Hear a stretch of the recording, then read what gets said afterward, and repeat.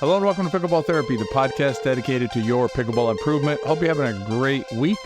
This week we got the regular section is going to be about the game that you choose to play. And it's really helpful to think about it that way because the game that you choose to play helps you frame how you deal with adversity when you're playing. And we're going to focus on losses, but you can apply the same thought process to any part of the game that you're feeling adverse about. So we're going to talk about that. And then in the RIFF, I'm going to talk about how to stop being a 12-year-old. And this is a personal story that happened recently to me. So that's how the RIFF is supposed to be when I have these kind of stories for you. So I'm going to share it with you in the RIFF. If we have not met before, I'm your host, Tony Roig. I am a master teaching professional as well as a senior professional pickleball player.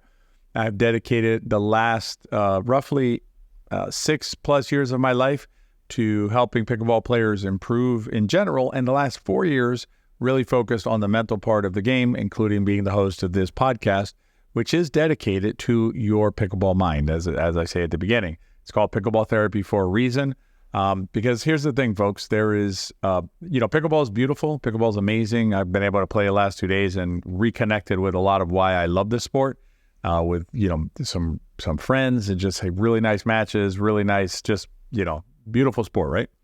And, but yeah, I would say that the biggest benefit of pickleball is not playing, and it's not, not just playing, I should say, and not the body, even though the body's important. I would suggest to you that the biggest benefit of pickleball is actually with your mind, actually with your happiness as a human being and just better quality of life, which comes from the mind. And so the better you're able to master the mental part of pickleball, it's not just that you'll play better, which is great. We, love it. Let's play better. But the bigger picture is you'll feel better and you'll just be a happier human being, which is amazing. So that's my passion, and I hope to be able to share that with you through this podcast, continue to share it through this podcast. This podcast is brought to you ad-free by the Better Pickleball Academy. Better Pickleball Academy has courses designed around pickleball, including a fantastic mental course in there by my mentor in this process and a great thinker about the mental part of sport, Coach Peter Scales. Coach Pete, as he likes to be referred to, he devised the concept Complete You Learn Honor, which is a really good framework for understanding pickleball and perspective. So check out his course as well as a lot of other fantastic courses in there. Good time to continue working on your game inside the Better Pickleball Academy. Have a shout out here from Adam on the Pickleball Therapy YouTube channel. Adam, thank you very much for sharing this, what your experience, not just your experience, but also the one of your new friend in pickleball. And if you didn't know, we do have a YouTube channel on Pickleball Therapy on YouTube. If you haven't been on there yet, make sure you check it out. If you go on there, subscribe to the channel. The bigger the channel gets, the more it reaches other players. So Adam says, such great content, Tony. Pickleball Therapy is for people who want a more resilient perspective. I love that. Resilient perspective. Great way of framing it on the sport we love and the framework it provides for a more satisfying life. What did I just say? Right? Maybe I was influenced by reading that earlier. I'm not sure. But that's what we're talking about. It's quality of life, right? A few days ago, I met a guy who said that pickleball helped him navigate both a divorce and recovery from substance abuse. Now, that is some powerful mojo. Agreed. I mean, pickleball is beautiful. What happens with pickleball, and I'll pivot now to the main point of this podcast, or the main section of this podcast, is that we get lost. We lose perspective. And if you can keep a perspective, I'm going to suggest this to you. There is no reason for any person ever to stop playing pickleball, other than I physically cannot play pickleball anymore.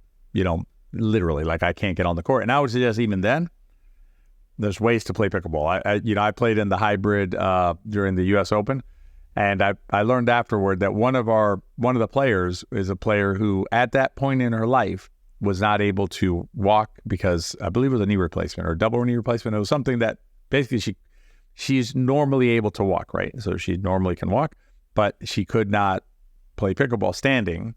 So what did she do? She actually played pickleball in a wheelchair for the Open, right? Because she wanted to compete. She wanted to be a part of it. And that's allowed, right? And so, again, you don't want to play, it's too much to play from a physical standpoint. That's fine. But there's a lot of ways to engage with the sport. And I would suggest to you that there's no reason a player would ever leave pickleball as long as that player has a good perspective on the sport that they play. Now, this concept we're going to be talking about here is a little bit of tough love, right? I'm gonna have to be a little bit tough with you, in a nice way, in a caring way, but it is tough love because what we're going to be talking about, the way we're going to frame this, is that this is a sport that you have voluntarily chosen to play. Very important, right? This is not, something that you do to feed your family, something that you do to stay alive, if you will. I mean, there's none of that. This is entirely voluntary. You choose to play pickleball, and I'm glad you do. I mean, that's fantastic. But the reason that's important is because when you play the sport, there are going to be times that is going to feel bad, potentially, right? Without the right perspective. And when we're talking about that, we're always talking about losses, right? Because no one ever feels bad winning, right? It's not like come off the court winning and you're upset. No, it's upset when we're losing, right? We're talking that, some this last few weeks, but I want to give you another way of thinking about it, which is that if you choose to play pickleball, which again, I'm glad you do, you must accept the reality that you will, in fact, lose games. Okay? That is not just a possibility, it's a certainty. It's going to be a reality. Okay? And I want you to think about that not as a negative, right? That's where the perspective thing comes in. It's not a negative that there's a chance of loss. It's not a negative that you will lose games, because you have chosen to play a sport that has a score, that has a winner, and that has a loser at the end of every game. That is how this sport is constructed. There are other things that you can do in life that don't involve winning and losing. For instance, you could take up running. Now, in theory, you could do competitive running too, but forgetting about that for a second, you could run, right? You go out there, run 2 miles, run whatever you want to run. Just do your thing, right? There's nothing wrong with that. That's fantastic. And runners are very happy doing what they do. You can go out there and you can toss frisbee with your friend. You can play catch. You can play things like kadima, where you just hit the ball around, no scoring, right? All those sorts of things. There's plenty of things that you could do that don't necessarily involve a competition where there's tracking of score and an ultimate winner. And the thing about pickleball, and I would suggest to you that the way that pickleball is structured is part of what makes it so appealing, right? It's that there's, I think we would still have some fun if we went out there and just hit the ball around, right? It'd be fine. But you know how it is. I mean, at some point someone would say like, okay, let's count, right? Because it's more interesting for us as humans. I mean, even like, when I drill with friends, we'll hit some balls, and then we'll just go like, okay, let's play to 11 on dinking only or something, you know what I mean? And we'll have some rules in effect, because that's how our brains are wired, and we enjoy that. And so the only downside of keeping score is if you feel bad the times that you're not the winner in that situation, right? But if you frame it out right and you say, wait a minute, that's just part of what I signed up for, right? That's part of this deal. It's not like you're going into this, with your eyes closed, right? And like, you don't know that we keep score, and you don't know that there's a winner and a loser. And then you take that idea, right, that it's a voluntary activity, and you marry that with, and you can come at it with a bunch of different ways, but let's just take one. You come at it from a place of empathy, okay? A place of there's a really good word called sonder, and actually I'm gonna look it up while we're talking here. I'm gonna give you the full definition in a second, but it's a fantastic word, and it basically talks about respecting others. So the definition of sonder is this: S-O-N-D-E-R. The feeling one has on realizing that every other individual one sees has a life as full and real as one's own. Basically, they are the central character of their show, right? Of their movie, of their life, the same way you are in yours. So when you think that way, right? So you come into this, I'm playing a game that has a winner and a loser. I'm going to recognize Sonder, right? I'm going to like acknowledge Sonder as a thing, right? Which means I want to win, but so does my opponent, who oftentimes is not merely an opponent. More often than not, your opponent is your friend. Sometimes a very dear friend. Sometimes a pickleball friend. They're not mutually exclusive, right? You can have pickleball friends with dear friend too, but sometimes just someone you play pickleball with. That's fine. They're still your friend. Other times they're a dear friend. Now, if you come at it from this empathetic, Sonder kind of, place, right? Vantage, then your loss is their what? Is their win. Just like their loss is your win. And so even though it's kind of a zero-sum game, if you can remove the negative, right? Meaning if you can remove the negative feeling and latch on, kind of developing something as I'm talking here, but I think it works pretty good, right? So think about it this way. Winning is a positive, right? Like people feel good when they win. That's great, right? Players feel positive when they win. What if we can tap into the positive of our friend?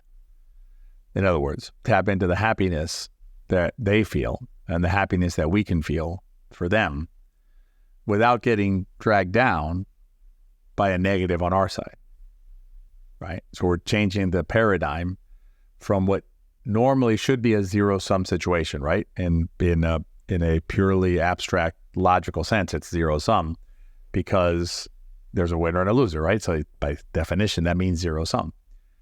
But if we can actually tap into their happiness, into their positive, we then remove the zero-sum and it becomes essentially a win-win. And you could say, okay, they won more than I won. That's fine, right? Because yours is derivative, right? You have a derivative positive. Theirs is the pure positive. You want to think about it that way. They have like the uncut positive, and yours is cut a little bit because you're taking it from them a little bit. You're receiving it from them, but it's still a positive, right? And in that situation, you take away the negativity of the loss and you gain the positivity of the win. But whether you want to go that far with me or not, the more I think about it, the more I like it. But whether you want to go that far with me or not, give some thought to the reality that you have signed up for. The reality that you play a game with a winner and a loser, where not only is there a chance you're going to lose, but you will in fact lose games. And given the fact that you signed up for that, then when the loss happens, don't be surprised, don't be upset, don't be frustrated by it, don't feel down by it. It's simply part and parcel of the game that you love and the game that you have signed up to play.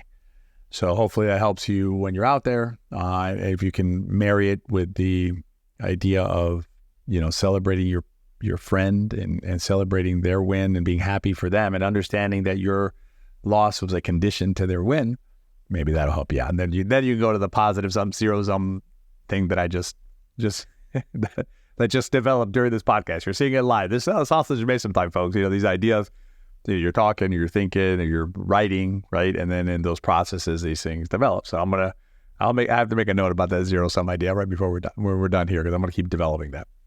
All right, in the riff, I'm going to talk about stop acting like a 12-year-old. I think you'll like my story I'm going to share with you. And but before I do, again, Better Pickleball Academy, right? I got to mention it one more time. Better Pickleball Academy. And here's the thing about the Academy is that the courses in there are designed to cover specific areas. Actually, we were very surprised because we did a really, I think it's a really good course on lob coverage and defense. Basically it's like, if you're getting lobbed, this will tell you how not to get lobbed, right? Or not how not to get lobbed, but how to reduce the chance of lobbing, because there's a way to squeeze it. And then how to cover, right? When you get lobbed, how to cover safely and effectively, and different techniques to do it and stuff like that. What's interesting about lobbing is what's interesting is that like it so far, it's kind of crickets, right? Like doesn't seem to be generating interest with players, which is surprising because I know a lot of you deal with lobs all the time. And in speaking with CJ about it, it seems like it's a little bit of maybe like players think that like lobs are kind of easy, right? Like basically like, I just need I just need somebody to point me in a little bit of the right direction without realizing the complexity of the subject. Because I got to tell you, when I got done with that course, 14 videos, I think it was 14 videos. I mean, it's a lot of content because there's all sorts of variables you got to deal with on covering lobs, right? And also, ideally we want to reduce them first. So if we can reduce them, let's do that, right? So there's all that in there and then there. But anyway, so there's really good courses in the academy. And, whenever you interact with us on anything like that, remember that we always have a money back guarantee. So like if you're sitting on the fence and you're like, yeah, I don't know if I want to do this or whatever, that's your call. You're an adult, you do you. But anyway, it's just, there's really no reason not to. If you have an area of the game that's bugging you, like bangers or lobs, or you want to know more about, attacks up at the non-volley zone, whether it's dinking or volley attacks, things like that. We got a course from Dylan Frazier, number one player in pickleball, is going to tell you how to get to the transition zone. Why not learn from Dylan? Anyway, so check that out at the Better Pickleball Academy, and I'll put a link down in the show notes. All right, let me share with you my story that happened. And as I mentioned earlier, I've had the good fortune of, I've been traveling a lot, so I haven't been in the local, in the cycle with my friends here locally, playing with them. So I've been kind of like off the list, right? Because I just haven't been around. So I reached out and I told a few of my friends that I was back in town and love to play whenever possible. So got a couple of invites, which is always appreciated, and just really fun pickleball, like joking and just it's a really, and the points fantastic. I mean, incredible rallies. We had some folks who were sitting there watching us play and they were like, oh my God, this is crazy. Really good stuff, right? But so what happened is I'm playing and I'll tell you his name because he and I are good enough friends that we can do this. And so we're playing in a foursome, and one of the players on the court's a friend of mine named David, right, who's the mayor of pickleball here, right, and a good friend of mine over the years. Anyway, so there was a ball that got hit to my side, and the other Larry is on my side, right? So Larry sees it out. It's a dink. It was a dink, I'm pretty sure. It was a drop or a dink. It was a short shot, right in front of Larry, like lands right in front of Larry, and Larry calls it out. And it was close. It was definitely close. It wasn't 2 feet out, and it wasn't 2 feet in.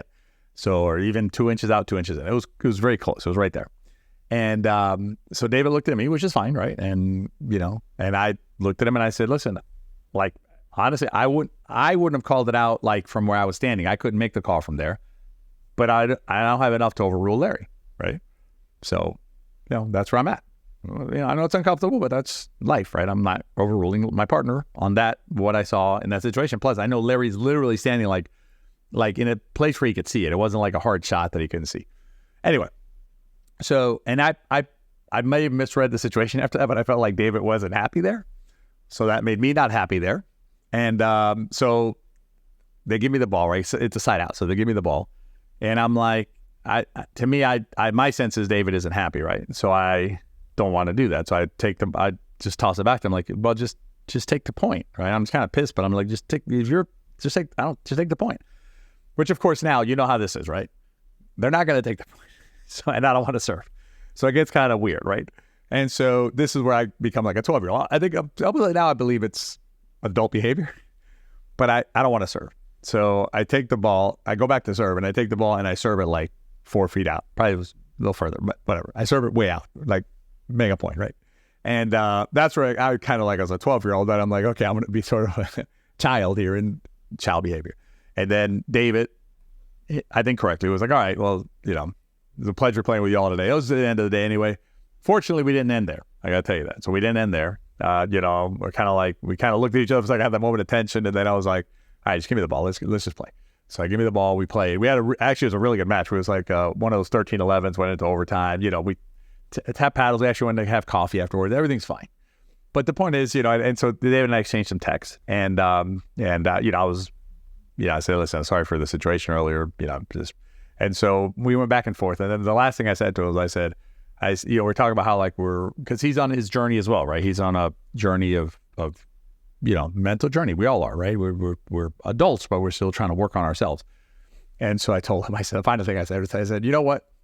I said, I agree with what you're saying, but I just, I'm working on trying not to act like a 12-year-old. So and he laughed. So there was, I thought it was an interesting way of framing it for myself, right? Because that's what I did. I acted like a child in that moment, right? When I hit the ball, way out of bounds, and just not something that that it's not the end of the world, but something that, in a perfect world, I would not have done. So I wanted to share that with you all to let you know that, well, one, tell you a story, but also, this is a continuing process, right? And it's the kind of thing where, all of us are going to do things. I can't speak for everybody, right? But it's not that you're all going to do the same things, but we're all going to either do things or feel things that upon reflection, upon further thought process, right? Maybe we can reframe, maybe we could have done differently and things like that. And so, that's the reason we do this podcast, is to help with that process. And I've said this before, for myself, as well as hopefully for you all out there. So if you're on that journey, on your mental journey, know that we're all in the same boat. We're all hopefully rowing in roughly the same direction, meaning we're all trying to move forward with ourselves and improve ourselves in that area. And anyway, so stick with it and you will see improvement, because I will tell you personally, the mental side of my game has radically changed. And I think if David was here right now, he would tell you that he has also, he sees the game differently now than he did before. And I think he would say that part of it is based on our interactions, because that's something that he and I talk about. So anyway, so keep working at it, and don't be too hard on yourself if you backslide from time to time and act like a 12-year-old, a 6-year-old, or whatever your child age is when you do whatever it is you do or think out there. That's this week's podcast. Hope you enjoyed it. As always, please rate and review us if you can. Share it with anybody you know. And I've started to ask this a little bit more. We always ask you to share with your friends, but if you have a pickleball club that you're involved with, if you can share it with them, really appreciate. There was a post recently in the pickleball, or there was a reference to us, I should say, in the it's the Pickleball Forum for Women, I believe, in Facebook, I believe it was called, but it's a pickleball group that's for women inside the Facebook. And so, I'll pull it next time. I apologize. I meant to pull it up this time to share, but that the sharing of that post, right, or the making of that post is the kind of thing that maybe somebody else looks at it and says, you know what, I'm going to check it out, right, because I could benefit from that as well. So if you can do that and it's natural for you, we appreciate you doing that. And as I've said before, our objective is to try and help not just me, but help as many players as can benefit from the messaging that we have here and the concepts that we share at Pickleball Therapy. And lastly, as always, please share with your friends, because remember, if you enjoy the podcast, they probably will too. I hope you have a great week, and I look forward to meeting you next time inside Pickleball Therapy. Be well.